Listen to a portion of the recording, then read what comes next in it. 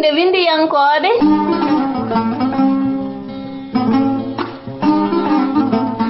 Tufnde windiyankoɓe Ko yewtere nde Gollal Media waɗanta on yontere kala e oɗo saha.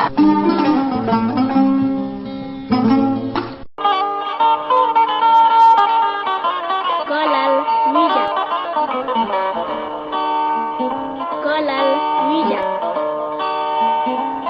bandiraɓe musidɓe tedduɓe hettiyankoɓe haalirde Gollal Media, min calmini on min bisimon e yewtere men Tufnde windiyankoɓe to wonare heblanɗon ɗum musidɗo moon Salif Tall so waɗo sa heedi ɗum noon ñalde hannde nde ñalle alhamisa 29 lewru août hitande ujunnaje ɗiɗi e 24 en gari taw ko jokkude yewtere meɗen yewtere nde noddirten Tufnde windiyankoɓe taw ko tarande on hono nde ɗo hennete deftere taw ko deftere noddirtede ujunere pularewal taw windi ɗum ko Dawouda Samba Ndongo goro ko mo kaydi Mbejoro. ɗum noon en dokkodirana adi tan e yontere men nonde en gartuto ko jokkude tara meɗen e nder nde ɗo deftere. ɗum noon musidɓe tedduɓe hettiyankoɓe haalirde Gollal Media ala no mbatten so wona jokkude taro meɗen ɗaccirnoɗen taw ko ngoɗo taro ko alkulal da en cuwano taw ko jokkide ɗum noon ma en jokkide alkulal da so Allahu lamɗo jaaɓi. ɗum noon musidɓe tedduɓe hettiyankoɓe haalirde Gollal Media, bisimilla mon e kettogol. Gollal Media. Gollal Media. Dingire kala kulama saka dingiral Mbejor. Dingiral ko wilde yimɓe ko colli.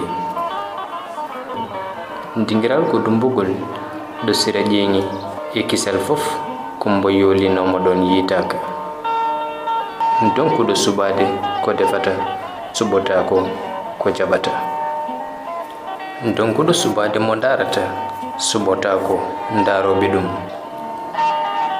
Dokkal indi maago gustotto. Dokkal gondingal e kalifandi ko calagol woni indi maago. Dokkowo nde ñaaga so woni fomora ko jontaɗo e yeeso on bawɗo mo yeejota ko woyoɓe. Doole ene peje yertere kono pireta helmere. Domburu daɗirta bone ulludu ko yawde teppere wona moƴƴude ngari. Dukombiruji woto juɗɗe paddugol ngembeji yoɓe poɗodir ɓura hewde joɓɓe liɓi. Duuɓi e doole so ngoni korene gonata lowrude miijo. Duumiɗo e farnorade tanum en parnorta ko ɗum. Duuso saɗi koɗo bewɗo e jaatiga tikkuɗo.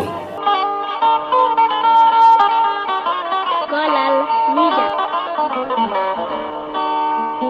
Gollal Media. Alkulal da ɗanniɓe ko ƴogoyɓe. Daminare so woni refi keɓal wona safara dokkal wona saati. Ɗanniɓe ko ƴogoyɓe eɓe timda e maayo woto ɓe ceerta to jeɗu e ƴogirɗe. Ɗemgal ina saɗa ndiyam kono holani ko ñifiri cumu.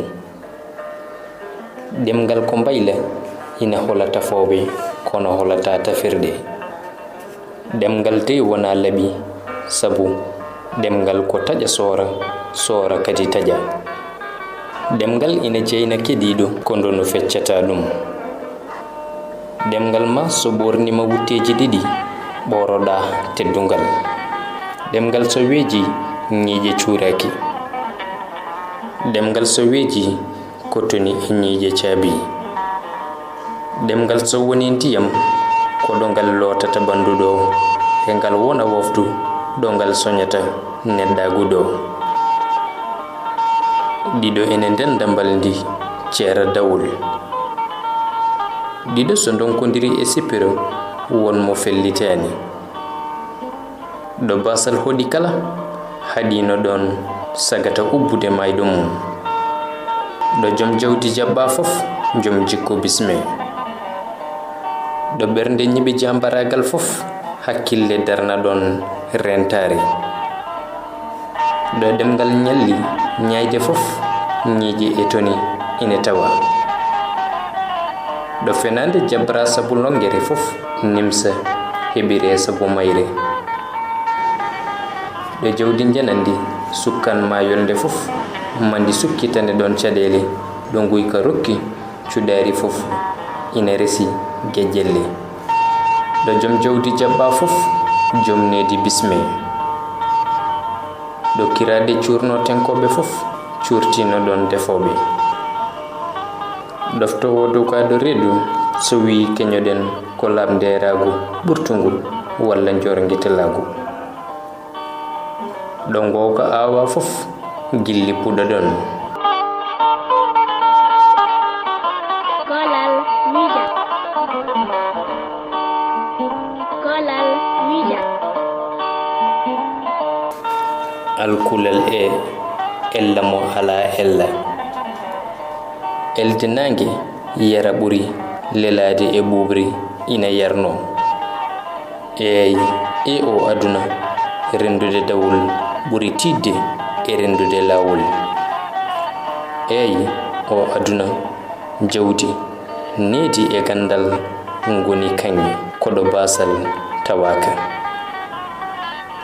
ro o aduna jamfa sirlu ko awdi so ubbaka fudata ro o aduna golwole ko jamfante jeyi polgu o aduna jamfa a sikkat cikkeɗa ha cikkitoɗa ko cikkunoɗa ko a sikkano ko wona ella yoni e sikkude ala ella elate jorɗi ko yiide kecci eli fabba dañi kecciri elano fabba dañ kecciri endam folti gilli ko ndono entude suka e endu ɓuri webde e entude mawɗo e bewre mum eltu dañal ngati waylude gonka kopinal waylude yaadiɓe ko jomre ko awdi so fuɗani kay ko fandu meru ɓuri ɗum Kolal Media. Kolal Media. ɗum noon musidɓe tedduɓe hettiyankoɓe alerde Kolal Media sikki ala en kani ɗo taw ko tere meɗen e nder ujunere pularewal taw windi ɗum ko Dawouda Samba Ndongo ɗum noon musidɓe tedduɓe hettiyankoɓe alerde Kolal Media sikki ala en dokkodireɗade tan ha yontere fande ma en gartu taw ko jokkude tere meɗen e nder ndeɗo deftere so Allahu lamɗo jaaɓi ɗum noon musidɓe tedduɓe hettiyankoɓe alerde Kolal Media to gonɗon ene gonirɗon yo gonen ndinka guen kirane jaam Kolal Media. Kolal Media.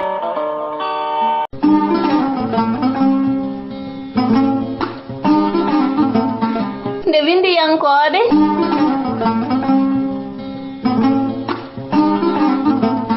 tufde windiyankoɓe ko yewtere nde Kolal Media waɗanta on yontere kala e oɗo saaha